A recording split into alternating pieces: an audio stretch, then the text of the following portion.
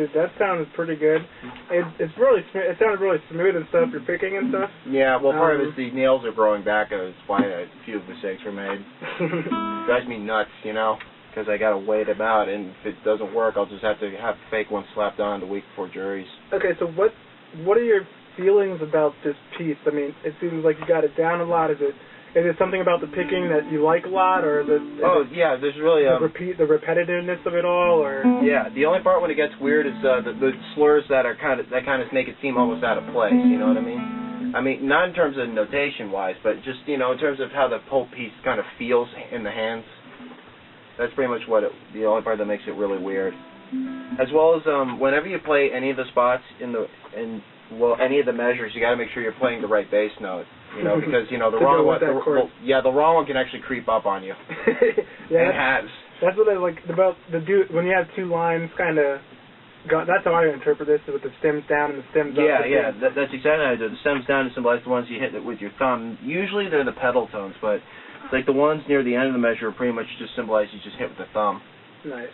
Okay, well, so we're going to talk a little bit about performance mentality. So when you play this piece, I mean, are you concentrating on it? Is it all memorized? I mean, mostly memorized, but that is pretty much what I try to focus on. It's like I actually I like to say stage tested, because I actually dropped by Nova at Annandale campus yesterday, because my former guitar professor and friend, of course, Sanjay Mishra, he's a good guy. Yeah, he's a good guy.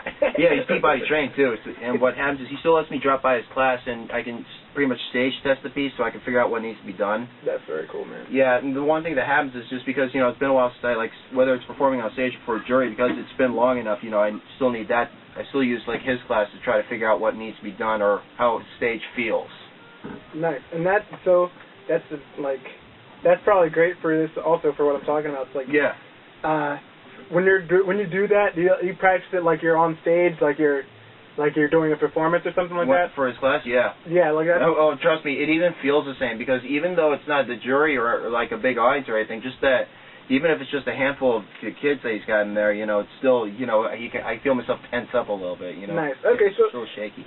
You seem to got this down. I would say that should be your ideal performance mentality. You should visualize being at Sandra's studio or at that practice space, performing on that stage, and that's where you should be mentally, but also physically. Like you shouldn't be hot, you shouldn't be cold, you shouldn't be tired, you shouldn't be sleepy, depressed, hungry. All these things should be taken care of. You should be in a perfect state for playing your music, and this is what I have to of course, you have to, because there's a reason why we still call that spot the hot seat. The hot seat? Yeah, you're in the hot seat. You're in the hot seat. Well, awesome. I think you already have a good idea of that. You played your first piece. That's the piece you like to play? But it's not my favorite. It's actually the Renaissance one that I consider my favorite. This one I just really have, the one I'm most comfortable with in my playing. All right. This one still needs a little help on the rhythmic sections. It's just because it's like. On this one, Renaissance right piece, through here? Yeah, it's mainly measures 6 and no wait, it's measures 5 and 6 to 7 that gets a little weird. These eighth notes seem kind of it's like you've been kind of quarter noting it up, and then you get these weird eighth notes on kind of tagging you. And it starts out with 2 quarter notes as a pickup, which makes it a little odd, but.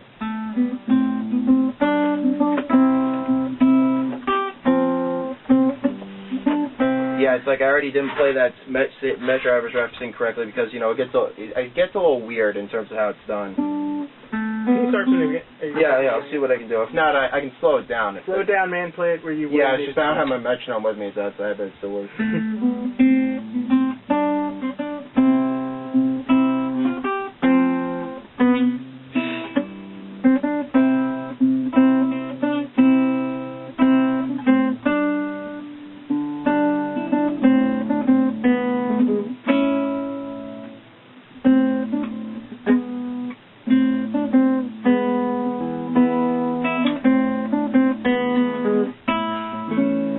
It's like normally I would have it slow when I have the metronome with me, which I pretty much do all the time. It's just it really just helps kind of bring me in check so I don't get ahead of myself.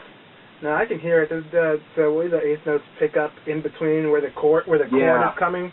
Boom, da-dum, I could see it getting kind of rhythmically. And the part that makes it difficult is when I have to pick using my ring finger because the nail's still growing back. That one's really just been throwing me out of whack lately. Yeah. Well, how can you make how can you bring aspects of this piece and the performance of this piece into this piece? Will slowing it down make you more rhythmically stable with this piece, or should we bring out metronome or? Yeah, nothing short of so, actually. Nothing short of slow. No, of so, not slow. A combination of the two. Nice. But basically, it's just really just keeping it so that the metronome's at a slow tempo. It's like it's even what Dr. Rendler mentioned when she saw a lot of people around here who really just go at it when they practice at like 4 hours at a time. When really for pieces like these, I mean, what really matters is that it's like just as little as 1 hour of focused practice on a metronome can actually do a lot more than 4 hours of just going full speed. Okay, well here's something else we're going to talk about. And this kind of lends to this same idea of 4 hours of full speed, 1 hour with a metronome kind of idea. Is the idea of recovery. And there's two concepts I want to kind of discuss. One is if you're playing through this piece, and then let's say you make a mistake on this beat. Yeah. How do you keep on maintaining forward motion? How do you get back into the piece after making a mistake? Coming out of an accident or a mistake, or the recovery concept. That's one concept is for recovering from a piece of music.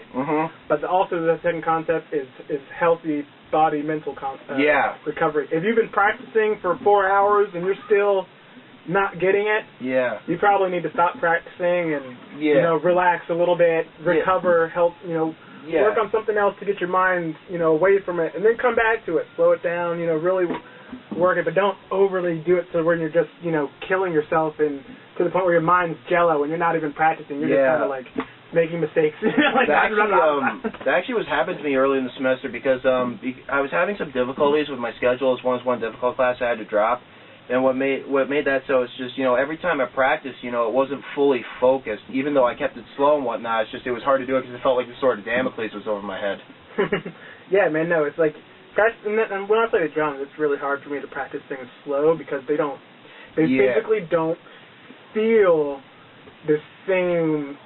And contextually, and I mean, you can't. Something on the drums, you just can't practice slow. You can't do a drum roll slow. I actually have similar story to that. I hope you can relate, and that's when I practice on my electric guitars, mainly ones that you have what's called a Floyd Rose vibrato bar, mainly double lock system. It's really hard to work the vibrato bar because when you push down on it, what you're doing is you're working against springs, so it really fights back. If you try to do it slow, you'll hurt your hand. Right, yeah. So you can't do a slow dive with the vibrato bar. Or up on it, matter. I mean, I gotta show you this more. Besides, outside of the topic of this list, I gotta show you this guitar I got. It's like a Lotus, like a Japanese guitar. Oh yeah, Lotus was actually my first. It has this really weird whammy bar. It's not quite Bigsby. It's not quite a Fender style whammy bar. It's something in between, but it's really responsive and it's really rich when you dive in and out. I gotta show it to people. The neck's a little messed up, but the hardware works good and it's old. Yeah. But I want to say, like I said, like this piece, you said you have a lot of. It's this one here. Technically, you can play it down. It's good for you. There's really nothing. The finger press gets a little weird. In fact, I actually screwed it up during the one measure that Larry said. I heard it a little bit, like a ticking little. This one right here actually being the part. It's normally as Professor Larry Sensler says, he's actually rather impressed by my ability to stretch. Just when I was under the gun, I kind of forgot how things work. But part of the trick is not really using all yourself, which. That's how weird it works. I mean, it's like I still have to keep it. What's great about the juries at campus, at least in guitars, I can actually keep it slow. Nice. So I don't get ahead of myself. But that's what's good, man. The very piece, like right here, actually, it's on page 66 of this book. It's around.